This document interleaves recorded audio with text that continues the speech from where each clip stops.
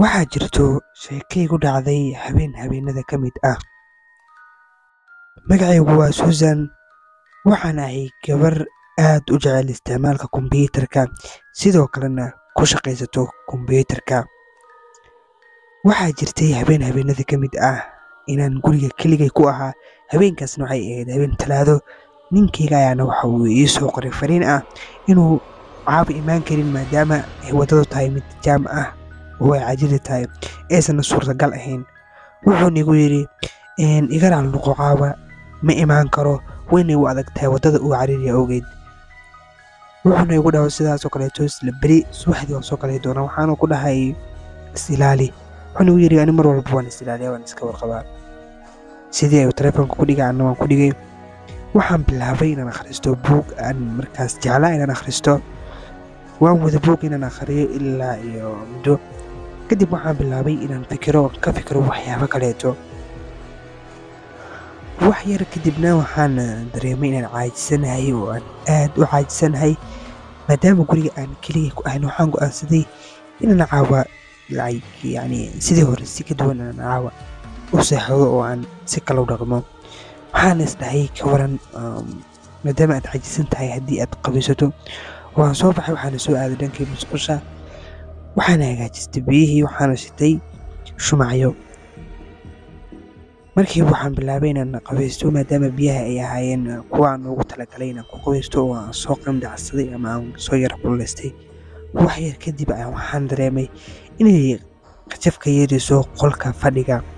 Waan soo baxay, waxaana soo aaday dhankii ay qajafta ka yeeraysay ee ahaa qolka fadhiga. Waan soo socday, waxaana ka soo degtay jaraanjarta, waxaana soo aaday dhankii iyo qolkii fadhiga. Albaabkiisa ayaana furay. Markii aan furay oo saas u fiirfiiriyeen, waxaan arkay inuu qolka sidiisa caadiga ah iska yahay, waxna ka khaldanayn. Waana iska laabtay. Markii aan sii socday waxaan dareemay dabayl amaba qabow dhabarkeyga ku dhacayo. Waxaan isweydiiyey meesha dabaysha ka imaanayso. Waxaan arkay daaqadii oo furan, oo daaqadda way furan tahay balse daaqadani furitaan kumaan ogeyn. Waan yaabay, waxaana soo aaday dhankii daaqadda si aan u xiro.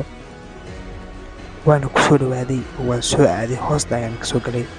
Markii aan ku soo dhawaaday ayaan waxaa arkay wax aad iga cabsiyey. Waxaan arkay nin meesha taagan, waxa uuna qabay maaskiyada la xirto xilliga Halloween-ka. Wuxuuna igu yidhi Susan, daaqadda ha xirin, bannaanka u soo bax. Waan yaabay waxa uu sababta uu magacayga ku gartay ama sida uu igu fahmay inaan Susan ahay.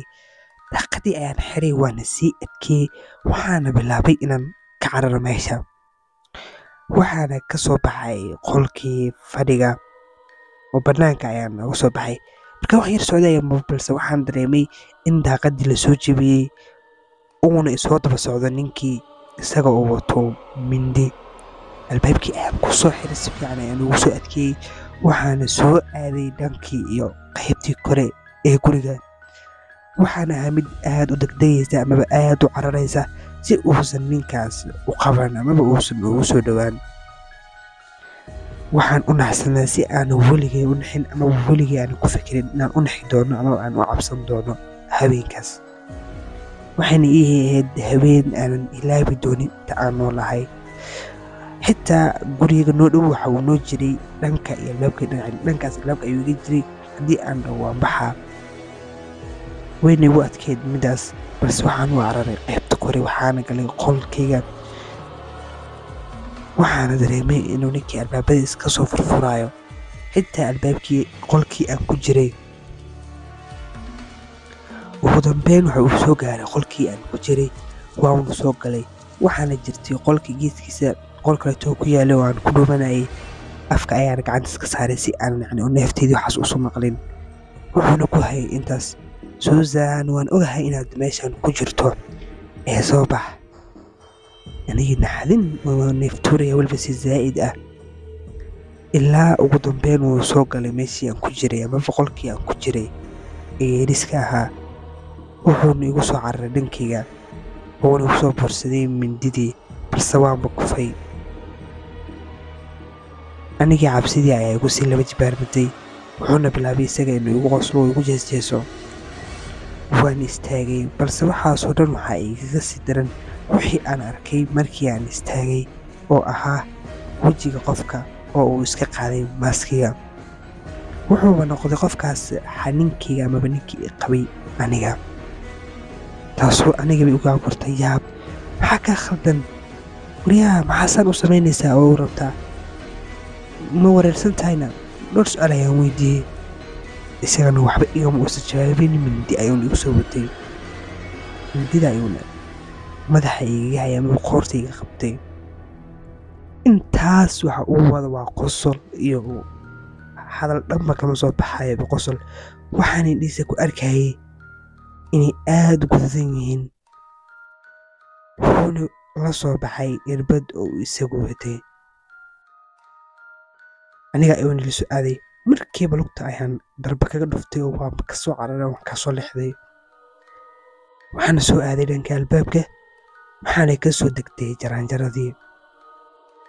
aad ayaan u soo cararayay, weliba si aan weligay hore ugu cararin ayaan u cararayay, si uusan isagu ii soo qabanin. isagana wuxuu ahaa mid aanan iga yaraysan oo asna aad u soo ordaayo. anigii naxdinta ayaa i wado. waa aad baan u jaraynayaa. waan soo cararay, waana ka olod badiyey. markiiba isaga wuxuu igu soo tuuray mindidii. isagana meesha ayuu ku dhacay. mindidu ay soo gaari weysay oo meelaha ayaa iskaga dhacday. anigana waan cararay oo waan fakaday. waxaan u fakaday xaafadihii inoogu dhowaa. waxaana jira guri naga soo horjeeda. gurigaas markaan tagay ayaana waxaan wacay booliiska. ninkii waa la qabtay. waxaana la geeyey isbitaalada dadka xanuunsan. ninkii meesha jooga ayaana waxa uu ii sheegay ninkan inuu madaxa ka xanuunsan yahay, rabana inuu adiga ku dilo, markastana ay tahay aaminkiisa ugu weyn. markastoo ay sheekadaas igu soo dhacdo aad ayaan u nexi jiray oo aad ayaan u cabsan jiray. waxaana ka qaaday cabsi amaba foobiya ayaan ka qaaday kelinimada iyo xitaa mugdiga. xilli kasta oo aan meel mugdiya amaba qol keliga jiifanayo aad ayaan u cabsan jiray, aniga oo igu soo dhacays waxyaabo badan. xitaa waxaan soo gatay biskoolad, waxaan agdhigay barkinteeda hoosteeda. maalin maalmaha ka mid ayaa hosbitaalka liiga soo wacay. waxaana lii sheegay in ninkii la la'yahay oo uu baxsaday, lana aqoon meel uu aaday. waxaana u sheegeen in uu walaaqada meelaha ku qoran la arkay oo ahayd oo caawinaya iyada. anigii muruga ayaa igu sii furmatay iyo naxdin. intaas habeen walba waxaan ku jiraa fikir iyo walwal. waxaana isleeyahay goorme ayaad arki doontaa amaba isaga uu soo laaban doonaa. markastoo habeenkii la gaarana waxaa sii badanaya walwalka iyo murugada uu igu haayo.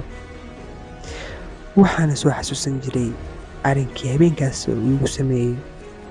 fadlan waxaan kaa codsan haddii aad nagu cusub tahay inaad nagu soo biirto adigoo taabanaya subscribe.